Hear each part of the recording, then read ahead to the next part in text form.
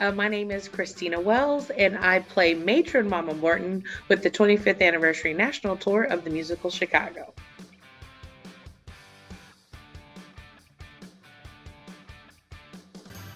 Christina, thank you so much for talking to us today. I really appreciate it. Thank you for having me. I'm happy to be here. I saw the show a couple nights ago. You were fantastic. Oh, yay! I'm So glad good. to know you saw the show. Yay. So good. So good. What has it been like for you being a part of this touring production? It's really been such a blessing because if you followed my journey at all, I'm a Houston native and registered nurse. I'm a mama.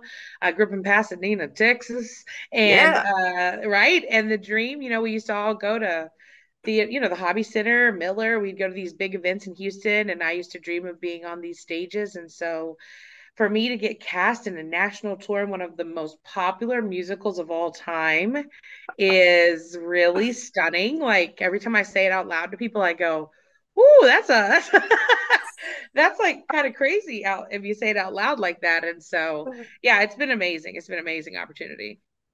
Well, I know that we have all loved watching your journey, and since of course, yes, you're a Houstonian, and you know us Houstonians, we love our homegrown heroes. That is absolutely what you are. And I have to share this, and I probably shouldn't share this. Sorry, guys. But when I Tell saw me, this, tell me. I want to know. I know this is juicy. But I went when I went to the show the other night, and as soon as you took the stage, the place just erupted, and I was like, "Wow, that's amazing!" Because that hadn't happened for anybody else hitting the stage that at all.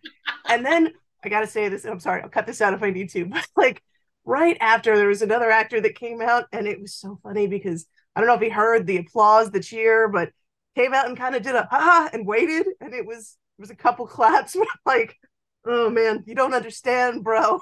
You don't get it.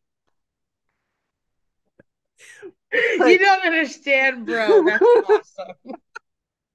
everybody did a fantastic job of the show. I'm just Yeah, saying. everyone is fantastic. They are, yeah. Everyone, no, but the cast is really, I think that's one of the things that I love, is that everyone in the cast is just really fantastic. And we've been to other people's hometowns and we've been to other people's college towns and stuff. And they were like, "Oh, so Houston, you'll have a lot of family in the audience." And I was like, "Yeah, yeah, that's the answer."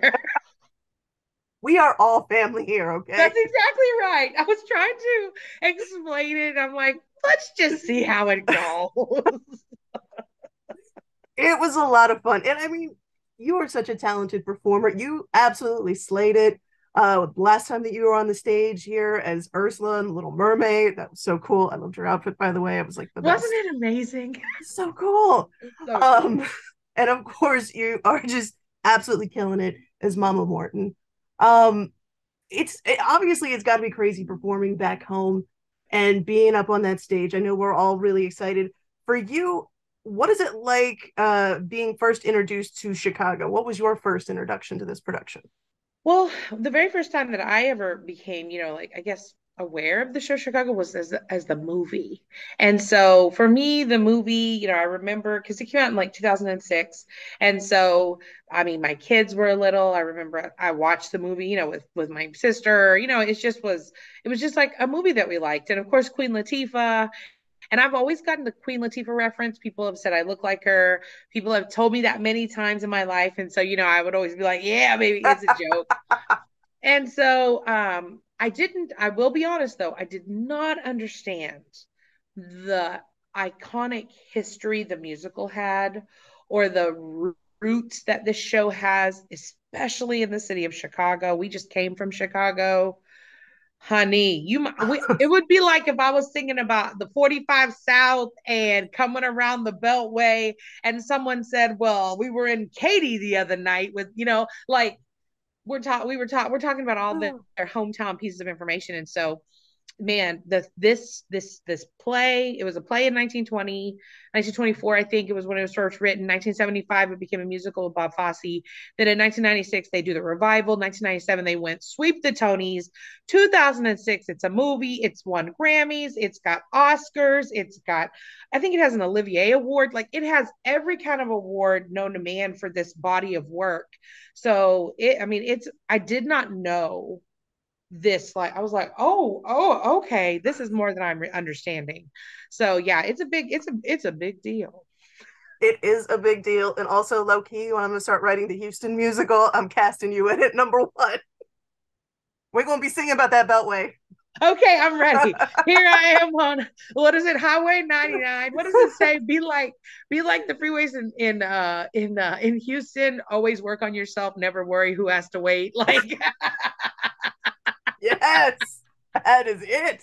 Oh my yes. gosh. Well, one thing I will say is after I got done watching the show, I was sitting there, I was on the drive home thinking about it. And, the more that I thought about it, the more I realized I feel like the subject matter in the show is almost more relevant now than even when the show was first released, right? Like, you got public perception is everything. We got the 24-hour news cycle, social media, and it's all about how you're perceived. It is. And I don't know if a lot of people know this, but the woman who wrote the original play, she was a playwright, but she couldn't get work and her shows weren't taking off. So she started working as a journalist for the Chicago Tribune. All of the titles in the musical are real from the 1920s. Just the names have been changed. So these were all real stories of the time. There was a woman who killed her lover. There was a jazz singer who killed her husband. Like all this is real. And so then she took it and made a play, press being there all the time. Then Fosse does it in 1975. Well, then in 1996, when they released the musical, it was right after the O.J. Simpson trials, a famous person committing a crime, the press being right there. This is an evergreen topic. oh We're god, always going to want to see the famous people, the pillars of something, entertainment, and we want to be, ooh, what's next? Tell us what's going to happen. I'm gonna change this up to a true crime podcast. That's wild when Right? you think about that this is all based in truth. That's crazy. Oh my gosh. Uh well, on that same note, since we're talking about jamming out to murder, what is your favorite music? What is your favorite number in the show? So I used to answer every time that my favorite song was my song, When You're Good to Mama, because hello. But I actually will tell you that the song Class, the duet that I sing at the end with Velma, that song has grown on me quite quickly. At first, I won't lie, I mean, I'm not a goody two shoes. I'm not, but I am a little bit of I'm a spiritual woman. And so the idea of like yelling curse words and singing, the Lord's name in vain was a little awkward at first. But Velma, Logan, Floyd, and I, we kind of sat down and we like kind of found a way to understand where these two people are coming from. We're like, the old women who sit on the porch and rock and they're like, well, you remember back whenever eggs were on Lake? Nothing's like it used to be. Remember when girls wore their dresses long and the tops were high enough you weren't seeing? Like, so we just have kind of figured out how to make that. I think it's magical. I feel magical doing that number with Logan and with Velma Kelly, and I think our voices blend so lovely together, and it feels like this really beautiful, poignant moment in such a brassy musical. And so that's my favorite song now. That's a great choice. Honestly, I feel like that's a very underrated song, and the Yeah. lyrics are just so good. Just so good. On that same note, if I could get away with wearing full body fishnet like some of the dancers in this show, girl, I'm buying my eggs in the fishnets. We're going to the Can we mall in the talk fishnets. about can we talk about the bodies?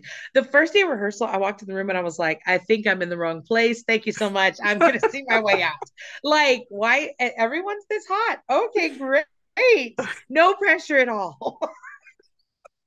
Yeah, I was even Like looking at a couple of those guys and I was like, man, I know I'm a few rows back, but I can actually see the muscle definition in that man's leg from back here through his pants. through his pants. Through his pants. That ain't even a joke either. Like for realsies. The first time everyone put their costumes on, I was like, I called my family. I'm like, y'all, they're naked. Okay. I just want y'all to know they're naked in this show. So when y'all come to the show, don't be surprised they naked. Bring the pearls. You'll be clutching the pearls. You will be clutching their pearls. It's a good time to have the show in because everybody is still on their New Year's resolution now about I'm going to lose that weight. I'm going to hit the gym. And believe me, let me tell you, I wanted to drive straight to to the Planet Fitness. That thing's open 24 hours. You Instead, I know gotta take what? I'll be instead I like, gotta hey, take you got keto and Whataburger, but that's okay. take pictures of the cast of Chicago, the national tour as your put it on your refrigerator next time you're hungry. Just I'm walk right. just saying, some of those people are what Justin Timberlake was singing about. Bring it They are. sexy back. That's Yeah. it. You got me with that one. I ran to the punchline.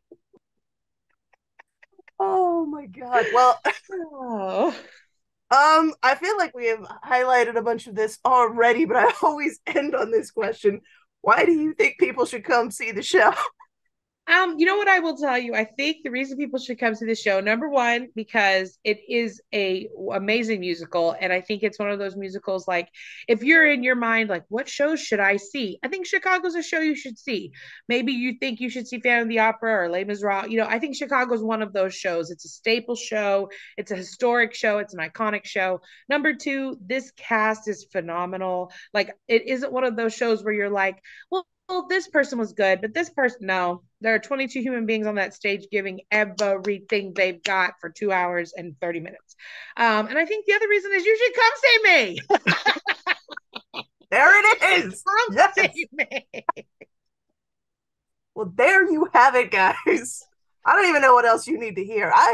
We have laid out every reason why you need to get Evidence. yourselves down to the Evidence. come and hear the tea, come and see the sights, enjoy the music. You're gonna have an amazing time. Okay, so Yeah. Chicago It's so is true. Chicago's You where can it's go, at. well, look, you can go to Touch or you can go to ChristineWells.com/Houston.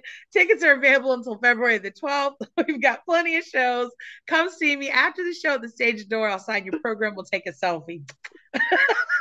That's it. I'm done. I'm leaving. Adios. Adios, everybody. She said it, guys. You heard it. Ticketstouch.com. February 12th.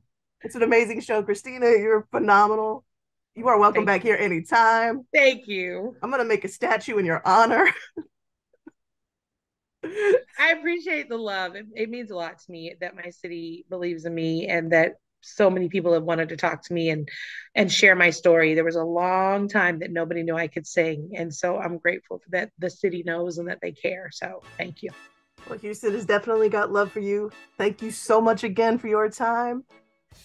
And guys, this has been Ray, Houston Film Fanatics. We will catch y'all really soon. In the meantime, everybody get down to Theater of the Stars. We're going to go see Chicago. All of us. Get in the car. That's right. I'll see y'all real soon. Have a good one. Again, this is Ray, Houston Film Fanatics. We'll talk to you guys next time.